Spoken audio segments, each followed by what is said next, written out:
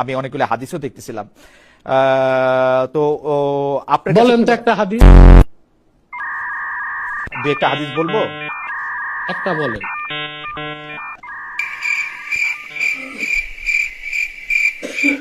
আহ,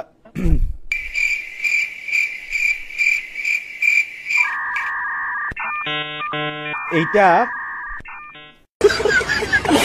তাহলে শেষ এই করি, দলিলটা আপনি শেষ কোরআন করি। থেকে দেন যে আরে একে আশ্চর্য মাত্র কথা, বলছেন। কোরআন থেকে দিব মানে?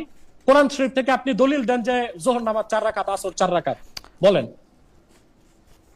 মাগরিব 3 রাকাত, ফজর 2 রাকাত, কোরআন শরীফ থেকে দলিল দেন। মানে আপনি তো তাহলে একটার বিরুদ্ধে আরেকটা বললে তো সেটা হবে না। আমি যেটা না বলতেছি না না, এই যে এখানে এখানে এই বিরক্তির বিষয়টা, আপনাকে মূল বিষয়টা বুঝতে হবে যে শরিয়া আইনের মূল ভিত্তি কোরআন এবং আমি দেখতেছি সুন্নাহ। কোরআনে বলা হচ্ছে তাকে মাইরো না, আপনি বলতেছেন তাকে মারো। কোথায় আছে? দেখান, বিপরীত দেখান, বাইর করেন, বিপরীত বলেন, আয়াত কোরআনে নাম্বার কোথায় বলেন, আছে যে আয়াত আপনি নাম্বার 8 বলেন, রাকাত নামাজ পড়বেন, আয়াত এটার নাম্বার বিপরীতে বলেন, 4 রাকাত নামাজ পড়ছেন?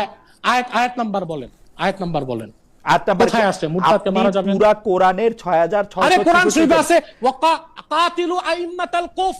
হ্যাঁ কি এই যে কাতিলু আইম্মাতাল কুফ, আল্লাহ স্পষ্ট বলছেন যারা কুফরিতে নেতৃত্ব দেয় তাদের বিরুদ্ধে লড়াই করো তোমরা। হ্যাঁ, কুফরিতে নেতৃত্ব দেওয়া লড়াই করার মুরতাদ এক কথা হইলো নাকি? মুরতাদ এক কথা হইলো না?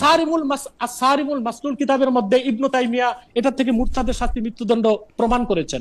শুধু তাই না, আমরা বলতেছি কোরআন শরীফে সব থাকলেই মানবো তা না, হাদিস আমাদের দলিল, সুন্নাহ আমাদের দলিল। আমরা মনে করি শুধু কোরআন যারা বিশ্বাস করে হাদিস মানে না তারা মুসলিম হতে পারে না।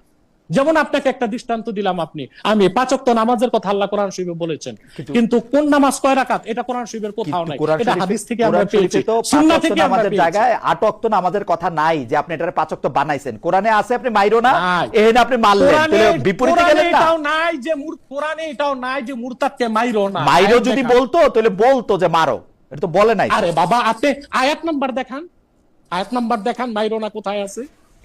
কোরআনে আল্লাহ কি বলে দিয়েছেন? কোরআনের হুকুম তো পুরাটা বুঝতে হবে আপনাকে।